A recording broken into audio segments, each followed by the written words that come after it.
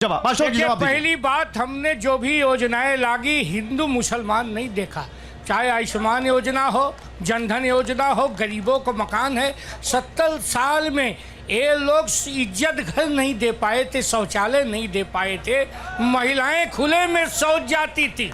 इज्जत का मतलब खाली 10 जन। अरे तो फिर एक बात बताइए, आपके नेता सुनिए सुनिए सुनिए अशोक जी सवाल सुनिए, फिर ये गिरिराज सिंह क्यों कह रहे हैं सनातनियों जाग जाओ? कौन से सनातनी को जगा रहे हैं आप सनातनी नहीं है, मनोज सनातनी नहीं है, अनिल सनातनी नहीं है। इसलिए कि स्टालिन कहता है कि हम सनातन को जड़ से उखाड़ फेंकेंगे, और राम गोपाल यादव कहते हैं कौन राम मंदिर, और जयराम रमेश कहते हैं कि राम मंदिर से अच्छा तो मुझे शौचालय लगता नहीं तो इन लोगों के नहीं मन अशोक भाई, इन लोगों के 3 बयान से, एक मिनट अशोक भाई इन लोगों, अशोक भाई सुनिए अशोक जी, इन लोगों के 3 बयान से सनातन अरे सुनिए मेरी बात, इन 3 लोगों के बयान से सनातन इतना कमजोर है कि सनातन खतरे में आ जाएगा केवल 3 बयान से। प्रयास तो करते हैं, सरयू की धरती को राम भक्तों के लहू से लाल कौन करता है, और कौन है जो सुप्रीम कोर्ट में हलफनामा देता है कि राम सीता वास्तविक पात्र ही नहीं थे?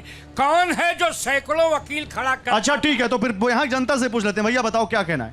मनोज भी यहाँ हैं और अनिल श्रीवास्तव भी यहाँ हैं, और दोनों लोग लखनऊ विश्वविद्यालय और काशी हिंदू विश्वविद्यालय के स्टूडेंट पॉलिटिक्स से जुड़े हैं लोग।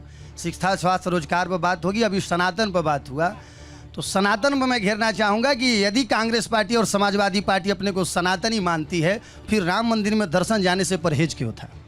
कांग्रेस के नेता तो गए कुछ, कांग्रेस नहीं, मैं शीर्ष नेतृत्व से पूछना चाहता हूं कि आदरणीय अखिलेश यादव जी और आदरणीय राहुल गांधी जी को राम मंदिर दर्शन में परहेज क्यों था? अच्छा 2 सवाल आ गए अशोक जी, अनिल जी। एक तो कि संविधान फाड़ने की बात किस बीजेपी नेता ने कह दी, और ये सवाल बार बार आता है, हम लोग पूछ चुके हैं, लेकिन जनता की केवल संतुष्टि के लिए बता दीजिए कि शीर्ष नेतृत्व क्यों नहीं गया। देखिए अरे रुके पहले सवाल का जो हमारे भाई ने कहा कि किस नेता ने कहा, अनंत हेगड़े जो इनके सांसद थे उन्होंने कहा हमको 400 हमको इसलिए चाहिए कि हमको संविधान बदलना है। ज्योति मिर्धा राजस्थान में चुनाव लड़ रही हैं, अच्छा सांसद की प्रत्याशी, उन्होंने कहा कि हमको संविधान बदलने के लिए 400 चाहिए। लल्लू सिंह नहीं, वो पूछ रहे हैं किसने कहा संविधान फाड़ देंगे, किसने कहा? नहीं, संविधान बदलना मतलब फाड़ना ही हुआ ना। सुन लीजिए भैया, अगर संविधान मतलब फाड़ना हुआ, अगर संविधान को बदलने की बात कर रहे हैं तो फाड़ना ही हुआ। तो एक मिनट बैठो, और दूसरा सवाल क्या बोल रहे हो? मैं बोलना चाह रहा हूँ, अनिल चाचा से सवाल है हमारा। अनिल चाचा से अनिल चाचा से जानते हो क्या इनको? नहीं, मैं वो कांग्रेस के जो हैं प्रवक्ता, जो भी मैं रिस्पेक्ट करता हूँ उनको, मैं ये सवाल उनको है कि उनको जो बनारस आए थे उनके राहुल गांधी जी, तो कौन सा हमारे बनारसी भाइयों ने, उनको नौजवानों ने पियाक समझ में आया कि जो बनारस को कह दिए कि सब युवाओं पियाक हैं? ये सवाल बताइए कि कौन सा युवाओं उनको पियाने गए थे? ठीक है, एक मिनट। अखिलेश यादव को आपने बयान सुना था कि मैं ऐसे क्या कहते भाई, चिरकुट नेताओं से बात नहीं करता, तो उस चिरकुट नेता के लिए काशी आएंगे कि नहीं आएंगे पीडीए? ठीक है, और इधर कोई बोलेगा? भैया आप बेटा आप खड़े हो, 1 मिनट रुको। फाड़ने की बात ही क्यों की गई? संशोधन भी तो कोई शब्द होता है ना, फाड़ने की बात क्यों कह गई संविधान की? ठीक है, संशोधन तो कई हो चुके हैं भैया, जो नहीं बोला है वो बोले, आप लोग बोल चुके हैं, भैया आप बोलिए। जी, दरअसल बीजेपी कर रही है हिंदू मुस्लिम बांटने की बात, आप लोग भी कर रहे हैं, बांटा जा रहा है। एक कांग्रेस के हैं सैम पित्रोदा, वो हिंदुस्तानियों को नस्ल के हिसाब से बांट रहे हैं, तो इस बांटने, छाटने और काटने से अब इसकी बात को खत्म की जाए। बहुत बढ़िया बात। पीछे और कोई बोलेगा बांटने, छाटने, काटने की बात खत्म की जाए?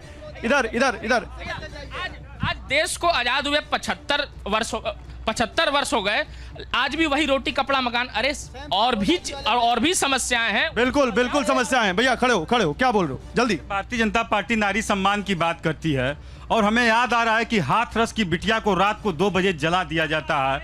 इस भारतीय जनता पार्टी का जमीर तब जिंदा नहीं होता है योगी सरकार का। कुलदीप सेंगर जो भारतीय जनता पार्टी का विधायक है, वो बेटी के पिता की हत्या करा देता है। भारतीय जनता पार्टी के लोगों, आपका जमीर तब जिंदा। एक मिनट रुके, क्या कह रहे? जब वर्तमान सरकार के मंत्री नाबालिग से रेप किए थे तो सरकार कहाँ थी, अखिलेश यादव कहाँ थे, क्यों नहीं? ठीक है भैया, जवाब दीजिए आप अनिल जी जवाब दीजिए, अनिल जी जवाब दीजिए, जवाब देते रहिए। गौरव जी विकास के ऊपर बात हमारे करिए। बीएचयू कैंपस के अंदर बाहर से पढ़ने आई हुई बालिका के साथ जो बलात्कार करने वाले 3 लोग थे वो भारतीय जनता पार्टी के पदाधिकारी थे और उनके ऊपर मोदी जी कुछ नहीं बोले। जेल में है भारतीय जनता पार्टी के लोग। अरे छोड़िए, चलिए इसी नोट पे देखिए समय खत्म हो चुका है। हम कोशिश कर रहे थे कि बनारस के, काशी के लोगों की बात हम समझ सकें। बहुत शुक्रिया भैया, एक बार जोरदार तालियां आप सभी लोगों के लिए। बहुत अच्छा बोले आप लोग। हमारे मेहमानों का भी बहुत शुक्रिया, हमारे साथ आए जुड़े, बहुत अच्छा बोले आप लोग। थैंक यू वेरी मच हमारे साथ इस कार्यक्रम में जुड़ने के लिए। Thank you.